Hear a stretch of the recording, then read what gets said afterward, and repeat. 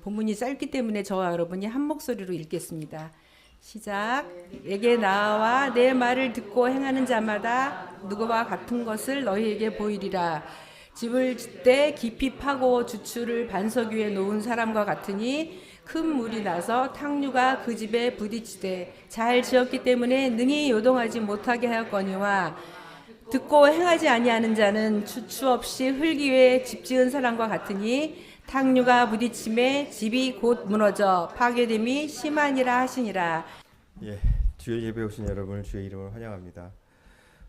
제가 최근에 알게 된 분으로부터 이제 그 집 막내가 그 학교에서 왕따를 당하고 있다는 가슴 아픈 얘기를 들었습니다. 이제 생각해 보면요, 어느 집단이든 그 구성원이 되려면 어떤 기준을 만족해야 한다는 것을 이제 얘기하죠. 그래서 뭐 우리 집안은 이렇게 이래야 돼, 또는 아니면 우리 반은 이래야 되고, 또는 뭐 우리의 사회, 우리 회사는 이래야 돼, 이런 것을 얘기합니다. 그래서 그 집단은 자신만의 그 방식과 규칙을 정해두고요. 구성원들은 그 기준을 따라가려고 하죠. 왜냐면 이제 소속감을 얻기 위해서죠. 그런데 문제는 그 다음입니다. 사람들은 자신이 따르는 기준을 다른 사람들에게도 강요를 합니다. 그래서 그 기준에 맞지 않는 사람을 이상하게 여기거나 불편하게 여기죠. 때로는 배척하기도 합니다. 결국 다르다는 이유 때문에 다른 사람을 배제하거나 공동의 적으로 돌리는 일이 생겨납니다.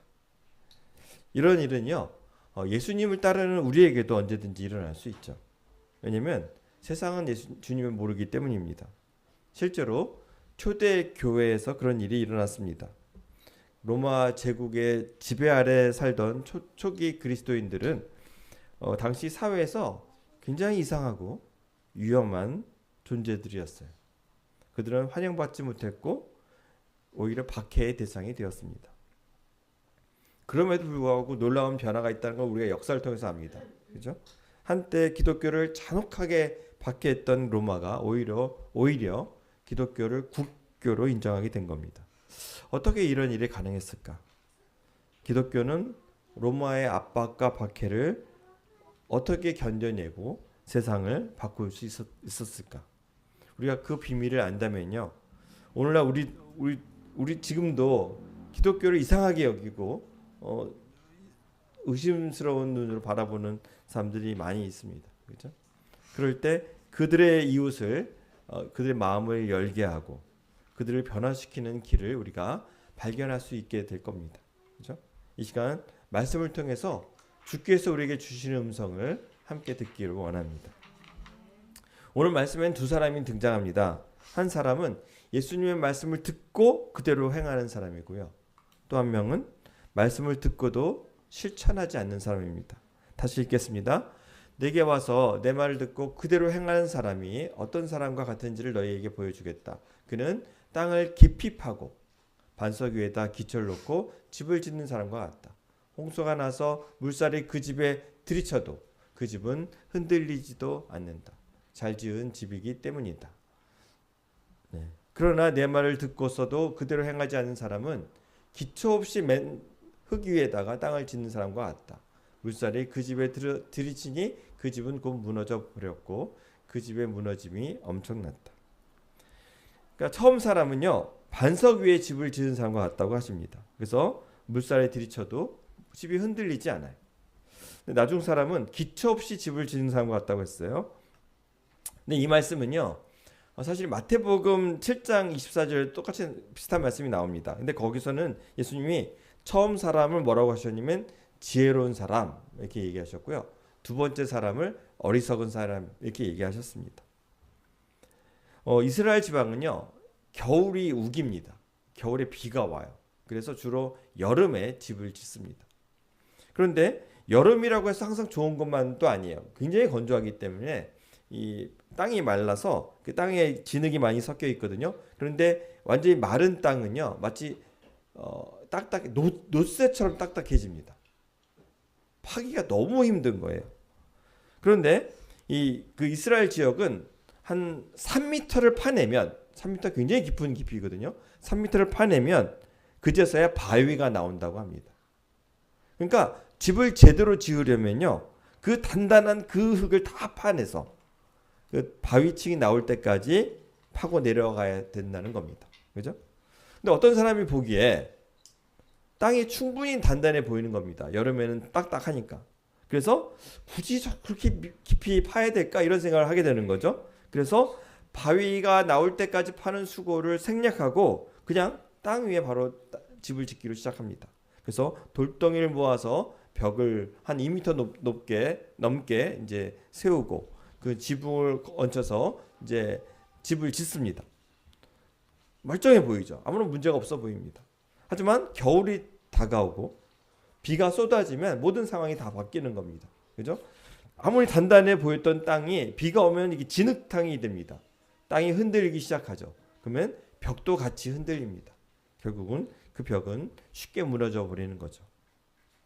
우리가 이제 있는 지역이 광창 지역이잖아요. 광창 1번 출구 뒤쪽에 산 이름이 와우산입니다. 여러분 떠오르는 게 있죠. 1970년도에 와우 아파트 무너졌던 곳이 바로 거기입니다. 이 집이 완공된 지 6개월 만에 무너졌어요. 근데 왜 무너졌느냐? 기둥마다 철근이 한 70개씩 들어가야 되는데 한 5개씩만 집어넣었다고 합니다. 급하게 지은 거죠. 여러분 왜 그런지 아시겠죠? 이 부실한 기초와 시공 때문에 결국 아파트가 무너져 내렸고요. 결국 70명이 넘는 사상자가 생겼습니다.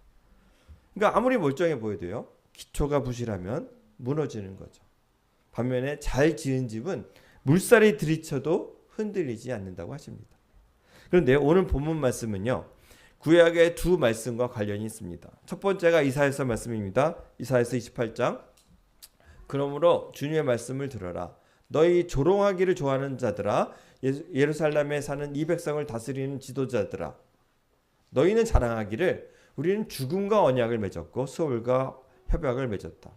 이게 무슨 말이냐면요, 당시 이스라엘은 이제 아수르의 공격을 이제 침략을 이제 받기 직전이었어요.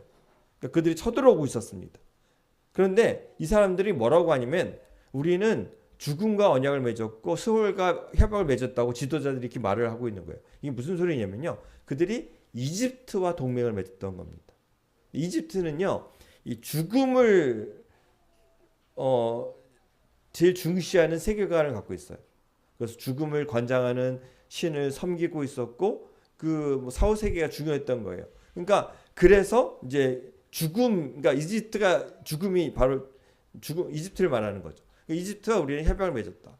수월은 이제 사후세계를 말하는 거죠. 그 협약을 맺었다. 그래서 그거를 어떻게 평가하시냐면 거짓말을 하여 위기를 모면할 수도 있고 속임수를 써서 몸을 감출 수도 있으니 재난이 닥쳐와도 그들이 하는 말이에요. 거짓말하여 위기를 모면할 수도 있고 속임수를 써서 몸을 감출 수도 있으니 재난이 닥쳐와도 우리에게는 절대로 미치지 않는다. 이게 이제 지도자들의 말입니다. 그러니까 아수르가 쳐들어와도 이집트 군대가 와서 그들을 물리쳐 줄 거라고 믿었던 거죠. 그래서 별 하나님을 의지하지 않고 이집트를, 세상의 힘과 권세를 의지했던 겁니다. 그런데요, 이사야 선지자는 그 동맹 약속이 아무 소용이 없다고 말합니다. 그게 그 다음 절 16절과 18절인데요. 그러므로 주 여호와께서 이같이 이르시되 보라, 내가 한 돌을 시온에 두어 기초를 삼았노니 곧 시험한 돌이요 귀하고 견고한 기초돌이라. 그것을 믿는 이는 다급하게 되지 아니하리로다.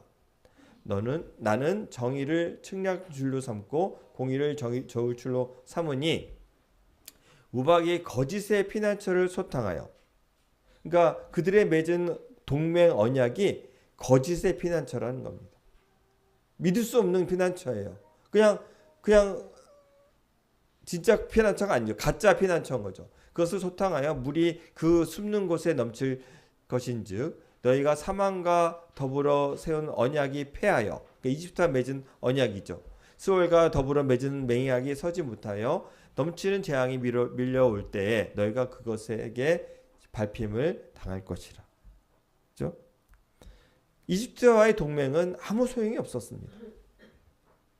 왜냐하면 아수르가 왔을 때 이집트가 아무 일도 안 했거든요. 근데요, 감사한 것은 모든 것이 절망으로 끝난다고 하진 않았습니다. 왜냐면 그 앞에 뭐라고 하시냐면 먼저 약속을 주셨어요. 하나님이 두시는 기초돌이 있다고 합니다. 그래서 그것을 의지하는 사람은, 그 기초돌 위에 하나님께서 새로운 단단한 건물을 지으실 건데요, 그것을 의지하는 사람은 이제 흔들리지 않는다고 하십니다. 두 번째, 오늘 본문과 관련된 구약 말씀은요, 에스겔서 33장입니다. 굉장히 재미있는 말씀인데요. 너 사람아, 내 민족의 자손 모두가 다밋이나 진 문간에서 내 이야기를 하며, 에스겔 이야기죠. 너희 자기들끼리 서로 말하기를 어서 가서 주님께서 에스겔에게 무슨 말씀하셨는지를 드러나 보자 하면서 마치 호기심 많은 사람들이 무슨 구경거리를 보러 오듯이 너에게 올 것이다. 그러나 그들은 내가 하는 말을 듣기만 할 뿐 그 말에는 복종하지는 않을 것이다. 그들이 입으로 달갑게 여기면서도 마음으로는 자기들의 욕심을 따르기 때문이다. 듣지 않는 이유가 자기 욕심을 따르기 때문이라는 거예요. 그들은 너를 악기를 잘 다루고 듣기 좋은 목소리로 사랑의 노래나 부르는 가수쯤으로 생각한다. 그러니까 선지자의 말을 사랑의 노래를 부르는 가수라고 여긴다는 거죠. 그래서 그들은 내가 하는 말을 듣기만 할 뿐 그 말에는 복종하지는 않는다. 그러나 내가 너에게 시켜서 한 말은 반드시 이루어진다. 네. 사람들은 하나님의 말씀을 들어도요, 그냥 감동적인 사랑 노래로 여길 뿐이라는 겁니다. 그래서 들어도 마음으로 순종하지 않습니다. 그 이유는 뭡니까? 자기 욕심을 따르고 있기 때문이에요. 자, 그러니까 오늘 본문 말씀을 이 구약 말씀들과 연결해서 이렇게 정리할 수 있습니다. 예수님 말씀은 이거예요.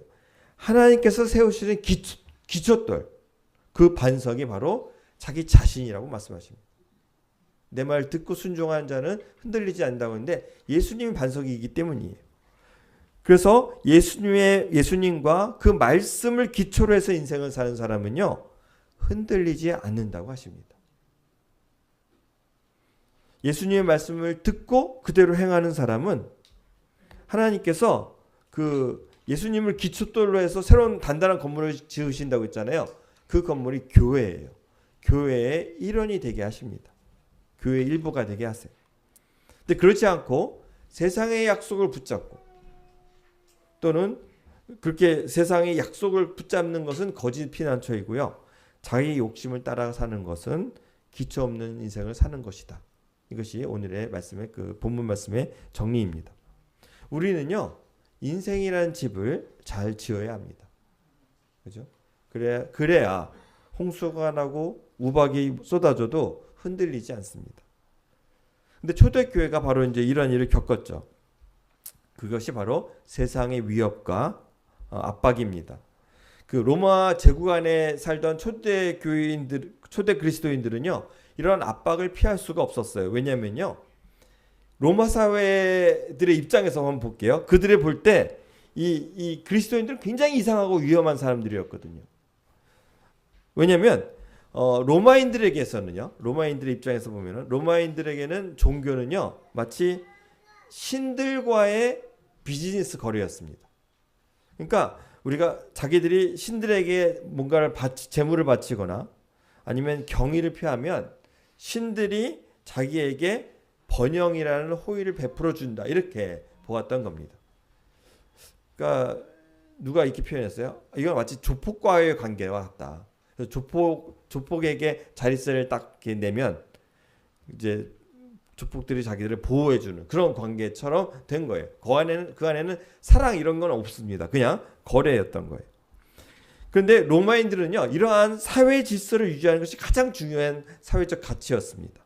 그래서 이것을 어겨서 만약에 신들을 노엽게 만들거나 불쾌하게 만드는 것은 굉장히 반사회적이고 그렇게 하는 행동은 미신이라고 여겼습니다. 근데 그리스도인들이 딱 그런 행동을 했던 겁니다. 그 니제이 굽타에 따르면요, 그리스도인들이 그 로마 사회에서 아주 이상하게 여겨졌던 이유를 4가지로 정리할 수 있다고 합니다. 그 중에 첫 번째 2가지는 그리스도인들과 유대인들이 같이 공통된 특징이고요. 나머지 두 가지는 그리스도인들만 해당하는 이제 것인데요. 첫 번째는 뭐냐면 신상이 없었다는 겁니다. 신상이 없었어요. 로마인들은 어떻게 믿었냐면 진짜 신이라면 진짜 신은 반드시 눈에 보이는 형상을 가져야 한다고 믿었어요. 심지어 그 신상, 자기들이 만든 신상은 단순한 조각상이 아니라 살아있다고 믿었다고 합니다. 그들 안에 이제 그런 이제 믿음이 있었던 거죠. 그런데 유대인들과 그리스도인들은요 신상이 없었던 겁니다. 실제로 어떤 군대가 신전에 딱 들어갔더니 이 신상이 하나도 없어서 뭐 굉장히 화를 냈다는 얘기까지 있어요. 그래갖고 로마인들은 이건 상상할 수 없었던 일이고, 그래서 그 로마인들은 유대인들이나 그리스도인들을 뭐라고 불렀냐면 신이 없는 사람들 이렇게 불렀어요. 무신론자다 이렇게 불렀습니다. 두 번째, 이게 또 로마인들한테 이상했던 건 뭐냐면 유일신 숭배 사상입니다.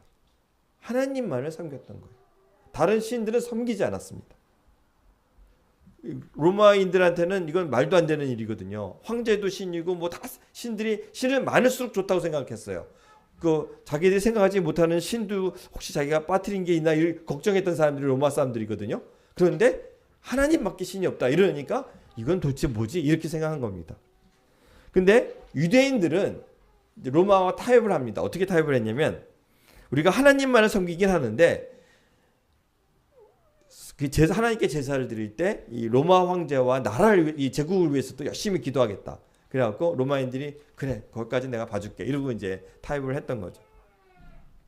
근데 그리스도인들은 더 나아가서 또 심각한 문제가 있었습니다. 세 번째인데요. 그리스도인들은요 십자가에서 못 박힌 범죄자를 숭배했습니다.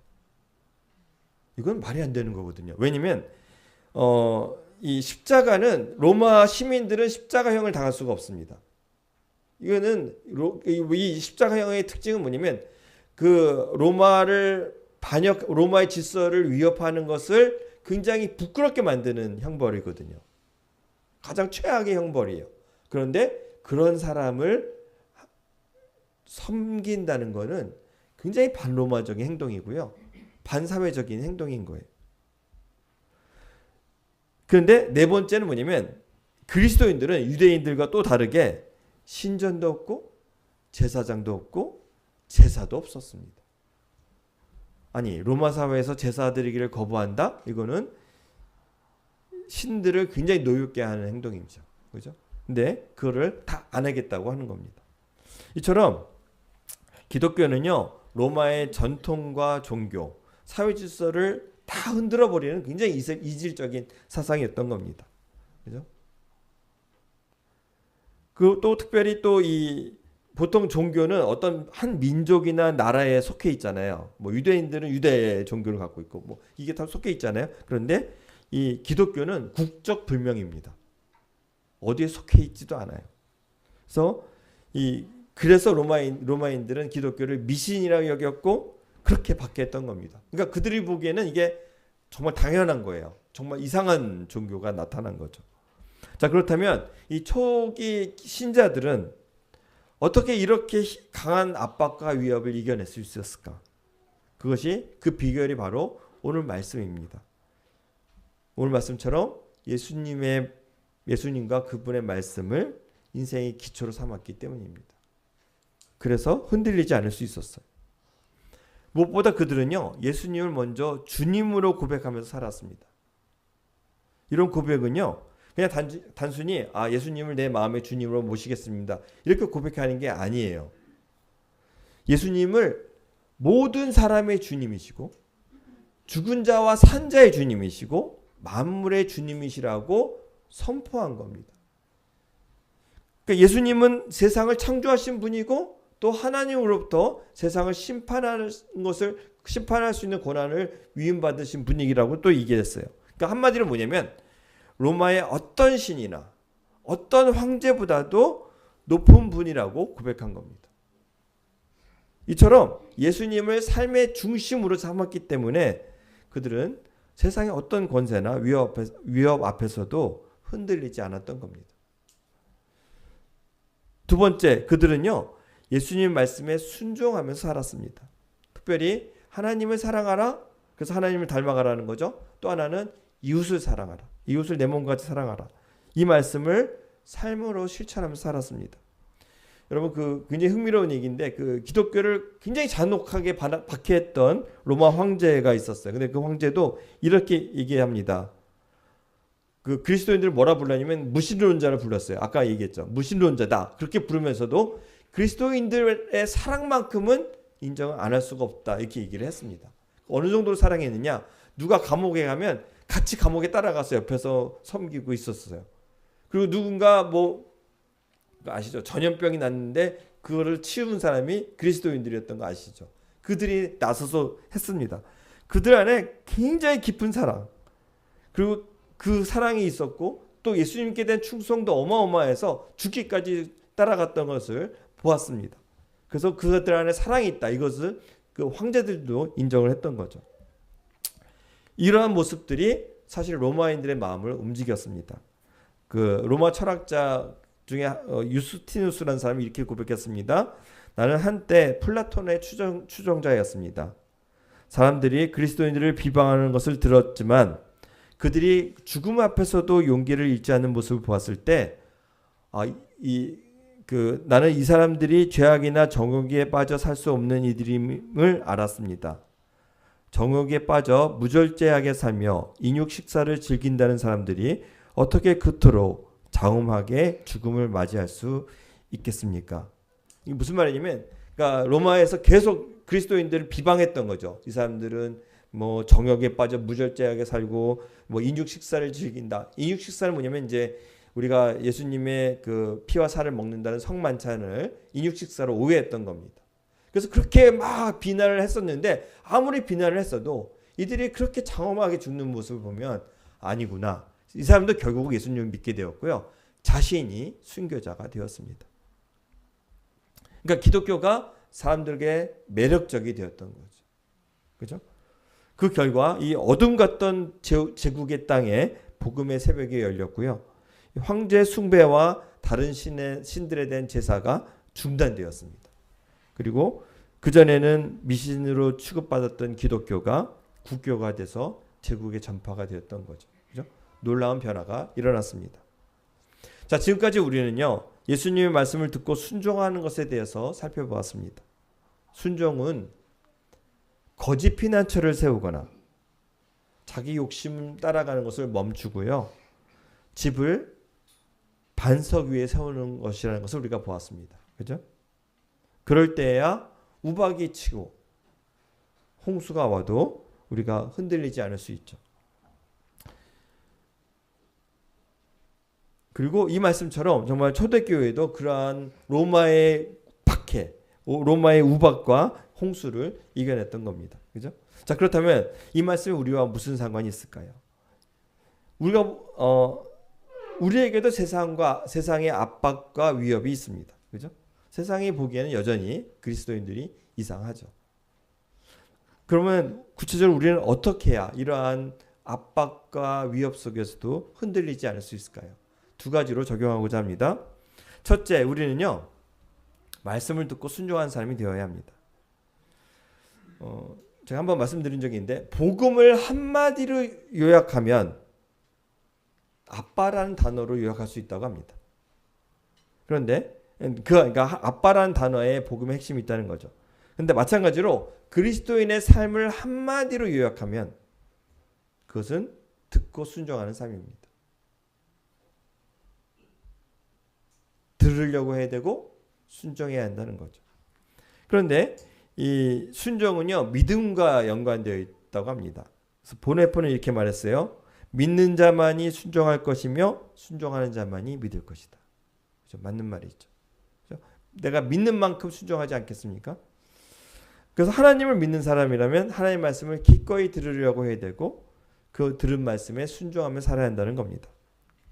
여러분, 우리는요, 이 아브라함이 왜 하나님께 의롭다 인정받았다는 걸 우리가 의롭다 여김을 받았는지를 압니다. 그죠? 그것은 아브라함이 무슨 이렇게 할례나 어떤 종교 의식을 올바로 행해서가 아닙니다. 그죠? 그가 하나님을 믿었기 때문이라고 했습니다. 그런데요, 아브라함의 믿음은요, 우리가 흔히 생각하는 믿음하고는 달랐습니다. 우리는요, 오늘날 많은 사람들은 이 믿음이 굉장히 무지하거나 비이성적인 거라고 생각합니다. 또는 어떤 마음속에 막연한 느낌이나 수동적인 태도로 오해하기도 하죠. 또는 믿음을 미신처럼 생각하거나 아니면 아무런 대가가 필요 없는 거다 이렇게 생각하기도 합니다. 근데 아브라함의 믿음은요, 전혀 그렇지 않았어요. 아브라함의 믿음은요, 하나님의 말씀에 분명하게 근거했던 거고요. 그죠? 하나님이 명확하게 보여주셨던 말씀에 순종했던 겁니다. 또 그 믿음은요, 느낌이 아니었고요, 행동이었습니다. 하나님 떠나라고 할 때 떠났죠. 가라고 할 때 갔습니다. 마지막으로 그의 믿음은요, 굉장한 대가를 필요로 했던 거였죠. 자기 자신을 하나님께 온전히 맡기는 의존이었습니다. 그죠? 그는 자신이 의지하던 모든 안전장치를 내려놓고 하나님 한 분만을 붙들었습니다. 그러니까요, 아브라함은 그냥 단지 내가 새로운 삶을 살겠습니다 라고 결심한 게 아니고요, 자신의 삶을 하나님께 온전히 드렸던 겁니다. 이처럼 참된 믿음을 가진 사람은 말씀을 듣기만 하지 않고 듣고 순종합니다. 그런데 하나님께서 우리에게 말씀을 듣고 순종하라고 하신 것은요, 결코 우리를 힘들게 하려고 하는 것이 아니죠. 그죠?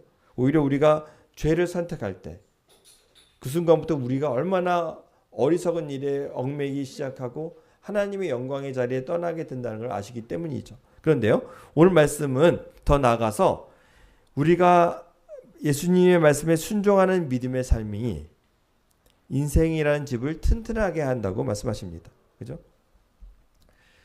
그 위클리프 성경 번역 선교회에서 있었던 일이라고 합니다. 한 선교사가 이제 남미 한 마을에 들어가서 성경을 번역하고 있었는데 그 종족에는 순종이라는 단어가 없었대요. 그래서 순종이라는 단어를 어떻게 찾을까 하다 보니까 하루는 한 아버지가 아들한테 심부름을 시키는데 그 시키는 얘기를 장면을 보았던 거예요. 근데 아버지는 그 아들한테 꼭 해야 한다는 것을 강조하면서 이렇게 말했답니다. 그 일을 꼭 해야 한다. 내 모든 마음으로. 이 말을 계속 반복했던 거예요. 그래서 선교사는 순종이라는 말을 이렇게 번역했다고 합니다. 마음을 나누지 말고 모든 마음으로 따라감. 그죠? 굉장히 좋은 말이지 않습니까? 우리도 순종할 때 마음을 나누지 말고 온 마음으로 주님을 따라가야 합니다. 사랑하는 여러분, 혹시 여러분 안에 예수님의 분명한 말씀을 들었지만 이러저러한 이유로 아직까지 순종을 미루는 부분은 있지 않습니까? 그렇다면 그 부분은 우리 인생의 집에서 아직도 부실공사로 남아있는 부분입니다. 그죠? 주님은요, 우리의 집이 잘 지어지길 원하세요. 그래서 어떤 폭풍이 와도 흔들리지 않길 원하십니다. 근데 그렇게 되기 위해서는요, 우리 안에 남아있는 부실공사가 바로잡혀야 합니다. 우리가 순종을 미루었던 그 말씀 앞에서 이제는 결단하고 순종하시기 바랍니다. 그럴 때 그 부분이 회복되고 견고해질 것입니다. 그렇죠? 예수님의 말씀을 듣고 그대로 행함으로 인생의 기초를 새롭게 다지시는 여러분이 되시기를 주님의 이름으로 축복합니다. 두 번째, 우리는요, 예수님과의 만남을 기대해야 합니다.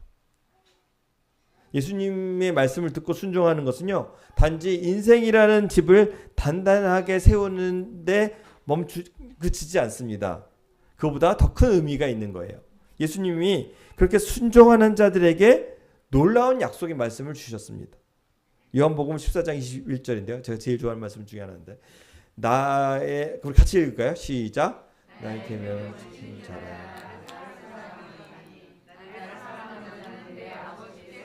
나될 것이요 나도 그를 사랑하여 아멘. 예. 예수님은요, 그분의 말씀을 지키는 사람을 진정으로 예수님을 사랑한 사람이라고 여기십니다. 그죠? 그리고 예수님의 말씀에 순종하는 사람이 예수님을 사랑하는 사람이에요. 그런데 그런 사람을 예수님 뭐라고 하셨냐면 하나님 아버지께 사랑을 받을 뿐만이 아니라 나도 그를 사랑해서 그에게 직접 나타나서 만나주겠다고 약속하십니다. 그죠? 만나주신다고 하세요. 그러니까 말씀에 순종하는 사람은 예수님과의 만남을 기대할 수 있다는 겁니다. 얼마나 놀라운 일입니까? 그리고 그 만남의 순간은 곧 예배의 순간이 됩니다. 그러니까 우리는요, 삶의 현장이 예배의 자리로 바뀌기를 기대하면서 살 수 있다는 겁니다. 그죠?